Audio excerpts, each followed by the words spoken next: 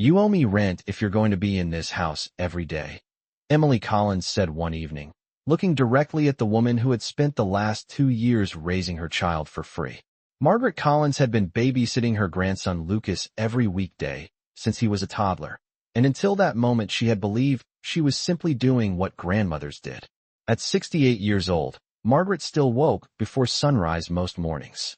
By 7 o'clock, she would be walking the 3 short blocks from her quiet ranch house to Daniel and Emily's 2-story home at the end of Maple Street.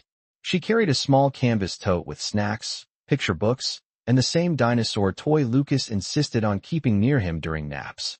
The neighborhood was peaceful at that hour, sprinklers clicking across green lawns while commuters backed out of driveways.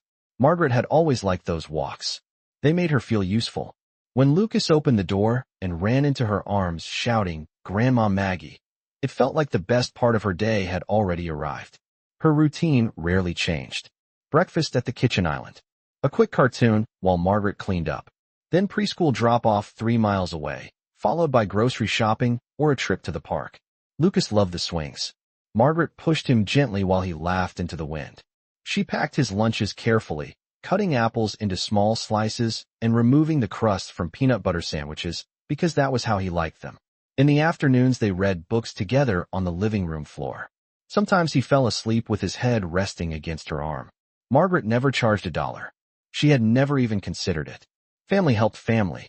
That was the way she had been raised in Ohio decades earlier. Daniel worked long hours as a regional sales manager, and Emily had recently started a small online clothing business that kept her busy with shipments and phone calls. Margaret told friends she was happy to help. She said it made retirement feel meaningful. But over the past few months, small comments from Emily had begun to leave a strange echo in the air. Nothing openly cruel, just little remarks that felt slightly out of place. Emily would joke about how much daycare cost these days or mention how expensive groceries had become with extra people in the house all day. Margaret usually smiled and said nothing. She assumed Emily was simply stressed. That Friday evening the family gathered for a casual dinner after Lucas went to bed. Margaret had stayed late to help fold laundry while Emily finished packing orders. The house smelled like roasted chicken and garlic bread. Margaret sat at the table, tired but content, expecting the familiar warmth of family conversation. Instead, Emily slid a single sheet of paper across the table like it was part of an ordinary discussion. The paper listed several lines typed neatly in black ink. Margaret adjusted her reading glasses and felt her chest tighten as the words came into focus. Monthly rent contribution, utility usage, shared household costs. She looked up slowly. Emily leaned back in her chair, calm and confident, as if she were discussing something perfectly reasonable. "You're here every day?" Emily said with a small shrug. "So it only makes sense that you help with rent." Margaret didn't respond right away. She folded the paper carefully, placed it back on the table, and for the first time in 2 years realized she might not have understood her place in that house at all. Margaret did not argue that night. She simply gathered her canvas tote, kissed Lucas on the forehead as he slept on the couch, and told Daniel she would see them on Monday morning as usual. The walk back to her house felt longer than it ever had before. The evening air was cool and quiet, but her mind kept replaying the moment Emily had pushed that paper across the table. For 2 years Margaret had arranged her life around that household. She had declined volunteer work at the church because the preschool pickup time would have conflicted. She had stopped attending her Tuesday morning book club because Lucas needed to be dropped off by 8:30. She even postponed a trip to visit her sister in Arizona because Emily said the business was entering its busy season and reliable childcare was impossible to find. None of those choices had ever felt like sacrifices at the time. They felt like family responsibility. That was the word Margaret always used when neighbors asked why she spent nearly every weekday at her son's house. Responsibility. The following Monday morning, she still woke up before sunrise. Habit is a powerful thing after 68 years of living. She brewed coffee in the same ceramic mug she had owned since Daniel was in high school. The house felt unusually quiet. Normally by 7 o'clock, she would already be halfway down Maple Street. Instead, she remained at her kitchen table looking out the window at the empty sidewalk. A few minutes later, her phone buzzed with a message from Emily. It was short and direct. Emily asked if Margaret planned to arrive soon because she had a conference call at 8.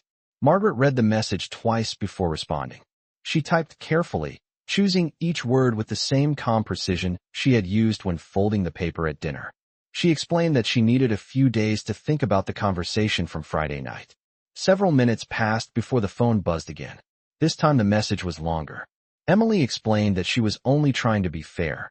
She pointed out that many families charged relatives rent if they spent large amounts of time inside the home using electricity, water, and groceries. Margaret read the words slowly. She looked around her own kitchen and thought about the dozens of lunches she had packed from her own refrigerator because Lucas preferred the brand of crackers she kept at her house.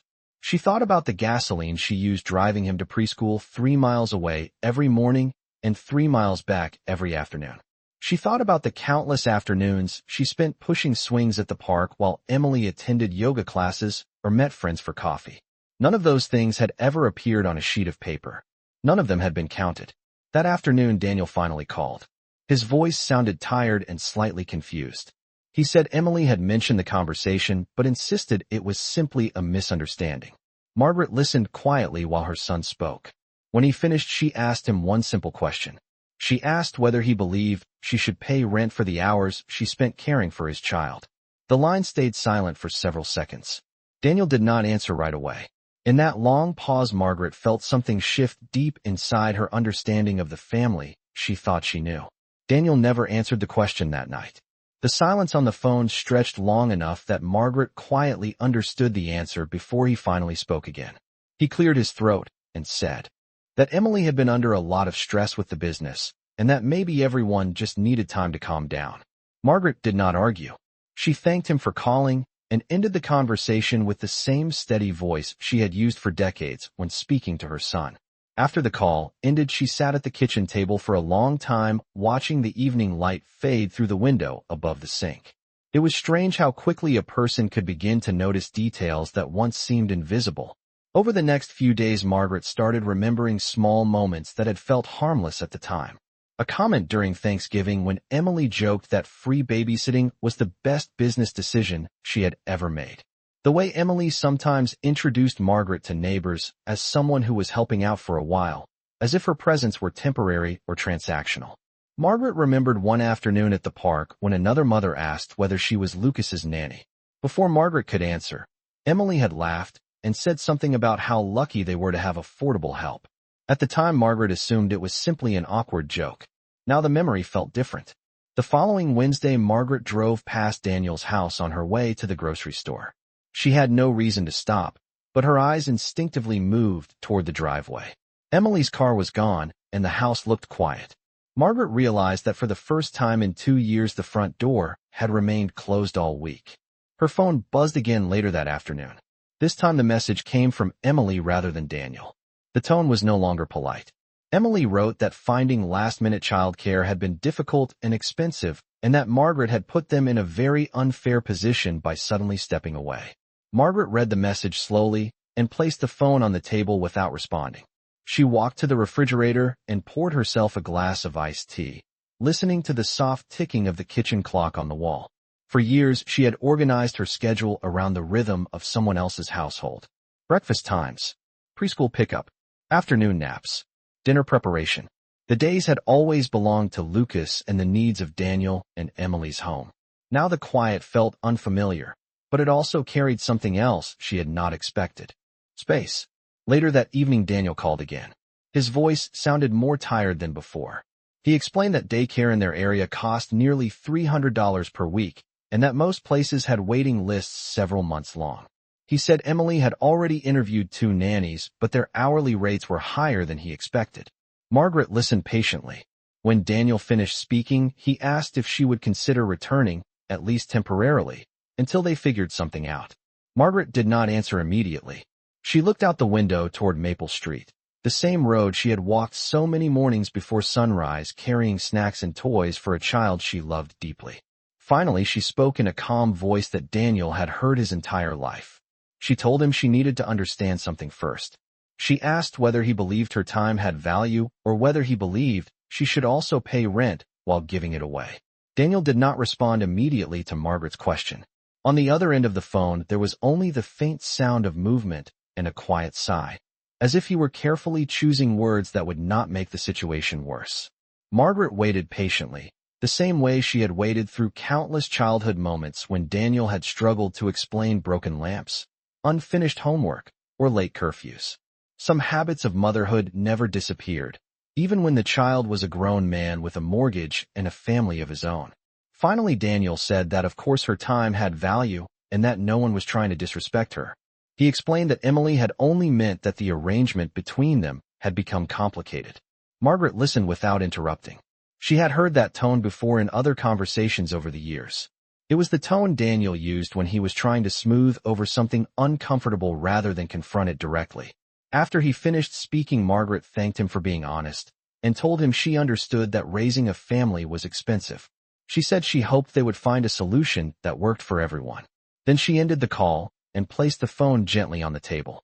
The following morning, Margaret woke early again, though she no longer needed to.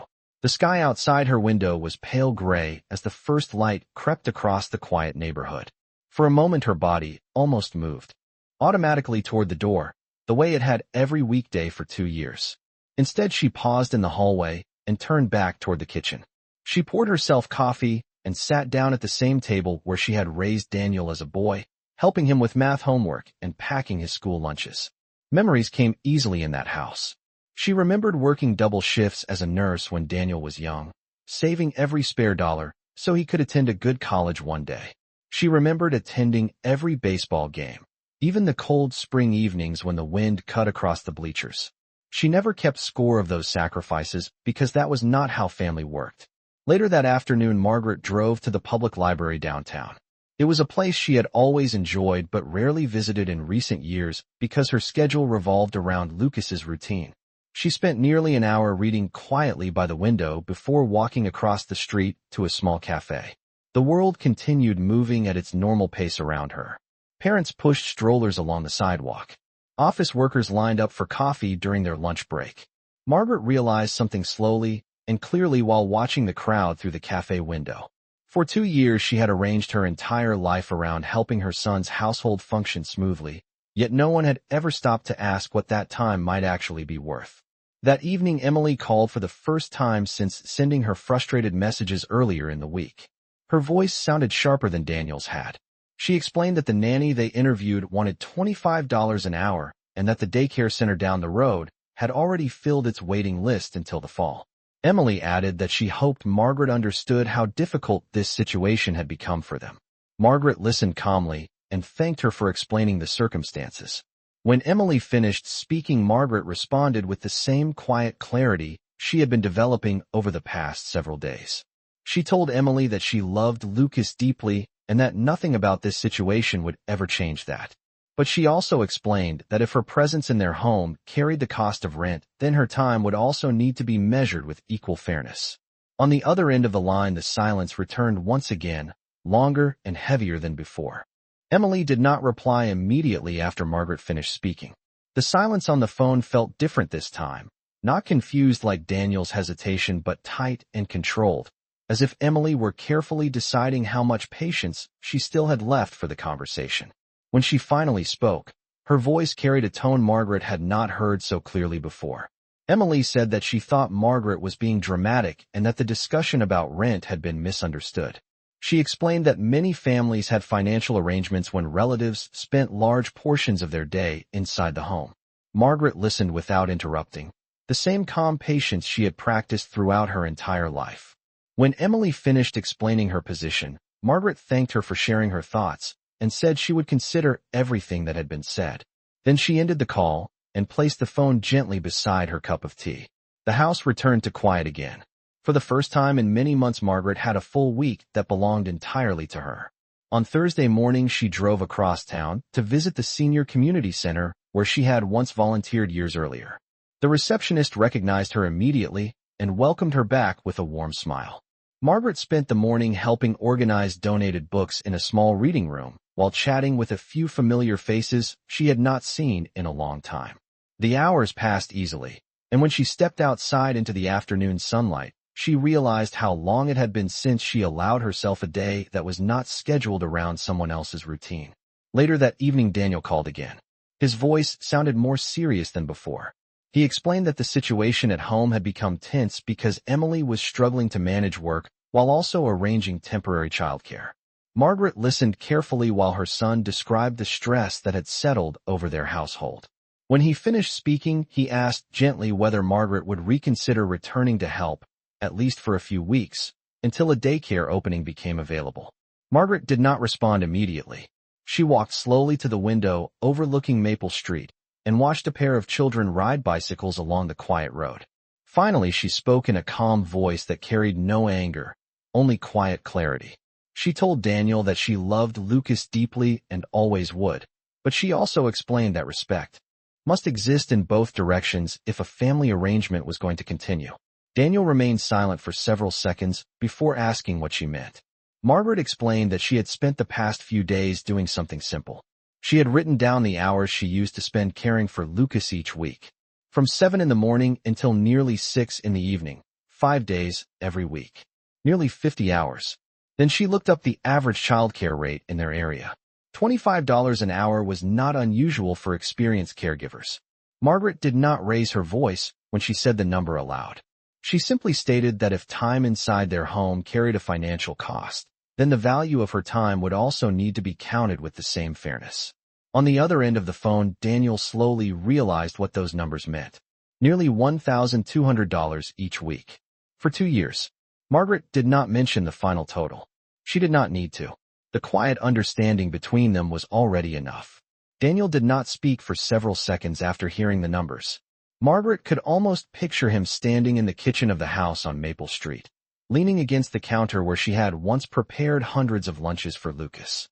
When he finally responded, his voice sounded quieter than before. He said he had never thought about it that way. Margaret told him that she had not thought about it that way either until the discussion about rent had appeared on the dinner table. She explained that for most of her life, family meant helping without counting the hours. But once someone placed a price on her presence inside the house, the conversation had changed whether anyone intended it to or not. Daniel sighed and admitted that the past week had been difficult.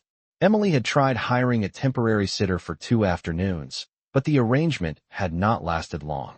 The sitter charged $27 an hour and could only stay until 4 o'clock each day.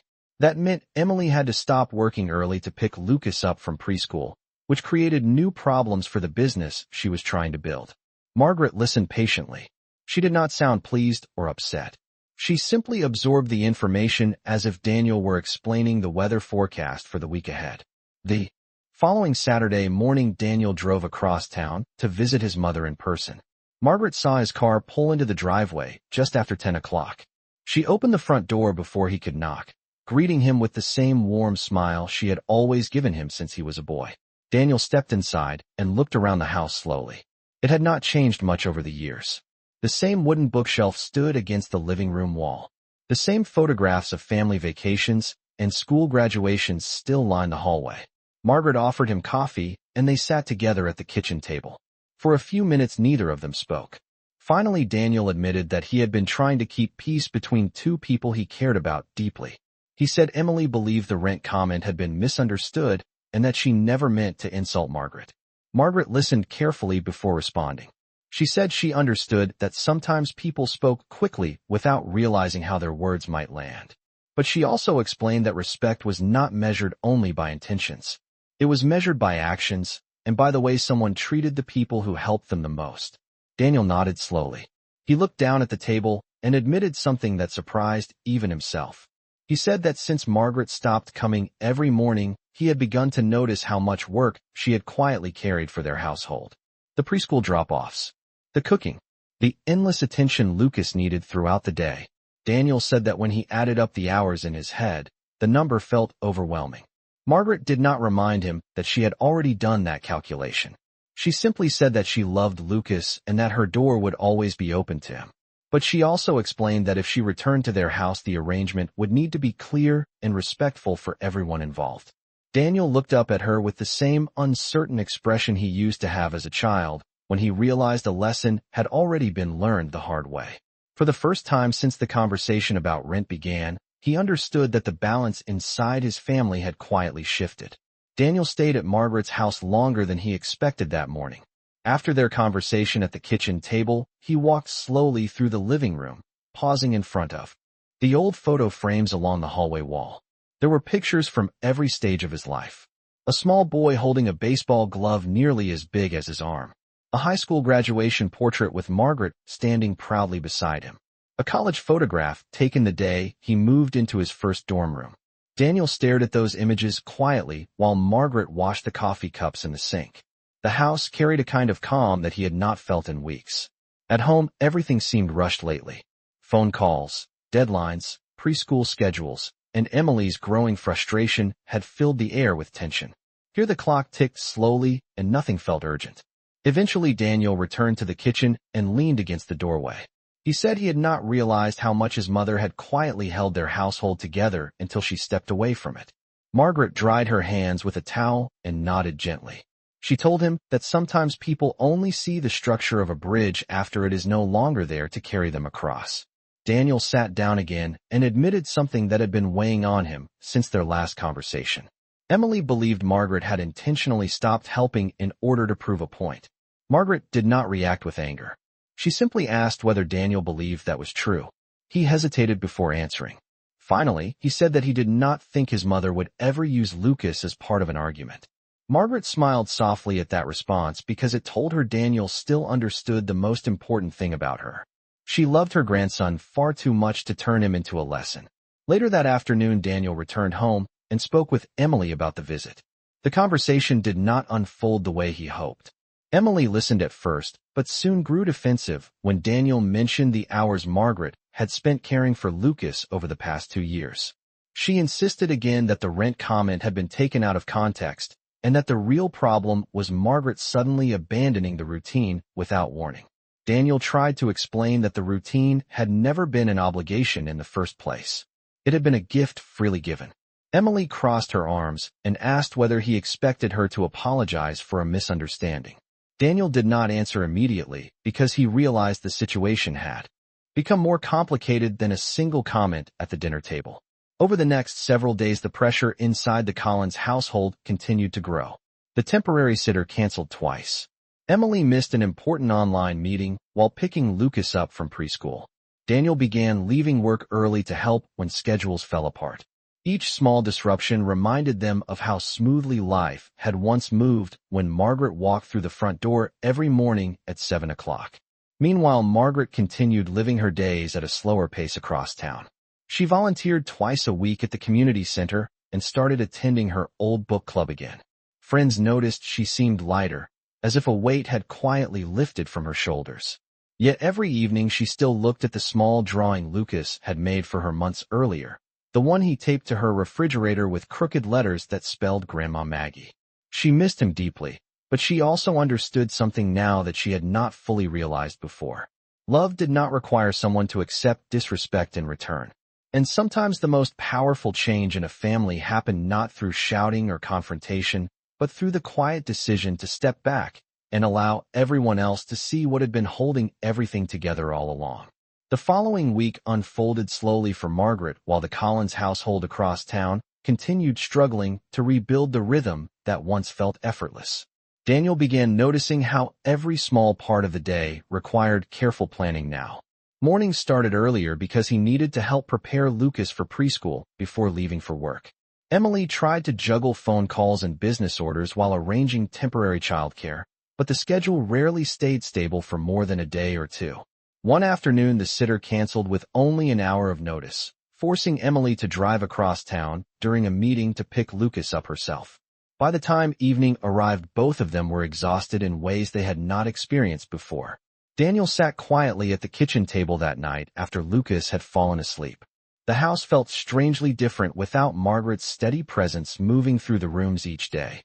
He remembered the countless mornings she had stood in that same kitchen making oatmeal or slicing apples while Lucas sat on the counter swinging his small legs. Those routines had once seemed ordinary. Now they felt like something much larger that had quietly supported the entire household. 2 days later, Emily finally suggested something she had been avoiding since the argument began. She said perhaps they should speak with Margaret again in person. Daniel did not respond immediately, but he knew the idea made sense. That Saturday morning they drove together across town. The sky was clear and the streets were calm as they turned onto Maple Street and parked in front of Margaret's small ranch house. Daniel knocked gently on the door while Emily stood beside him with her arms folded, her expression uncertain in a way he had not seen before. Margaret opened the door with the same warm calm that always defined her presence. She greeted them kindly and invited them inside without hesitation. Lucas ran into the house immediately when he spotted his grandmother and wrapped his arms around her legs with joyful excitement. Margaret bent down and hugged him tightly, laughing softly as she lifted him into her arms. For a moment, the tension between the adults seemed to disappear completely, while Lucas proudly showed her a drawing he had brought with him. They all sat together in the living room while Lucas played with a set of wooden blocks on the rug. Emily finally spoke first. Her voice was quieter than usual, less certain. She explained that the past week had been far more difficult than she expected and admitted that the conversation about rent had been poorly handled. She said the comment had come out during a stressful moment and that she regretted how it sounded. Margaret listened without interrupting. When Emily finished speaking, Margaret simply nodded and thanked her for being honest. Daniel then explained how the past few days had forced them to see how much time and care Margaret had given to their family without ever asking for recognition. The room grew quiet after he finished. Margaret looked at Lucas stacking his blocks carefully on the floor before she spoke. She told them that families sometimes forget the value of something that has always been freely offered. But when respect is lost, even a gift must be reconsidered. Emily glanced toward Daniel before asking softly whether Margaret would consider returning to help again. Margaret did not answer immediately. She watched Lucas place the final block on top of his small tower and smile proudly at the result. Then she turned back toward them with the same calm clarity that had guided every step of this situation since the beginning. Margaret remained quiet for a moment after Emily asked the question. Lucas continued stacking his wooden blocks on the living room rug, completely unaware of the tension that had filled the room only minutes earlier. Margaret watched him carefully as he balanced another block on top of the small tower he had built. The concentration on his face reminded her of Daniel when he was the same age, sitting on the floor of this very house decades earlier building towers from plastic bricks while she prepared dinner in the kitchen. Some things never changed. Finally, Margaret spoke in a calm and steady voice. She said that she had never stopped loving Lucas and that nothing about the past few weeks had changed how deeply she cared for him. But she also explained that love did not mean a person should forget their own value. Daniel listened carefully while Emily remained still on the couch beside him. Margaret continued speaking gently, choosing each word with the same thoughtful patience that had defined every step of the situation since the beginning. She explained that for 2 years she had been happy to give her time freely because she believed the arrangement was built on mutual respect. The moment the conversation turned into a question of rent, that understanding had quietly shifted into something different. Emily lowered her eyes for a moment before looking back toward Margaret. Her voice was softer than Daniel had ever heard it when she finally responded. She said that she understood now how the comment must have sounded and admitted that the pressure of work and finances had made her speak carelessly. Margaret nodded slowly, accepting the apology without demanding anything more dramatic. She then explained the boundaries she had decided on during the quiet weeks that followed the argument. She told them that she would always welcome Lucas into her home and that she would continue spending time with him because being his grandmother was one of the most joyful parts of her life. But the daily routine of full-time childcare would not return the way it once had. Margaret explained that she had rediscovered parts of her own life during the past weeks that she had quietly set aside. For years, she had returned to volunteering at the community center. She had rejoined her book club. She had even begun planning a long-delayed visit to her sister in Arizona. None of those things felt like sacrifices anymore. They felt like balance. Daniel listened carefully and nodded with quiet understanding. Emily remained thoughtful for a moment before finally saying that she respected Margaret's decision and appreciated the help she had given their family for so long. Lucas suddenly stood up from the floor and proudly showed his finished tower to everyone in the room. Margaret smiled and clapped softly while he laughed with excitement. In that simple moment, the atmosphere in the house felt lighter than it had in weeks. As Daniel and Emily prepared to leave later that afternoon, Margaret walked them to the front door. Lucas hugged her tightly before climbing into the car. Margaret stood on the porch watching them drive down Maple Street, until the car disappeared around the corner. She did not feel anger or bitterness as she turned back toward the quiet house. Instead, she felt something steadier and stronger than either of those emotions. She felt the calm certainty of someone who had finally remembered that generosity should never require surrendering self-respect, and that sometimes the most powerful way to restore balance in a family is simply to step back and allow everyone to see the value that had always been there.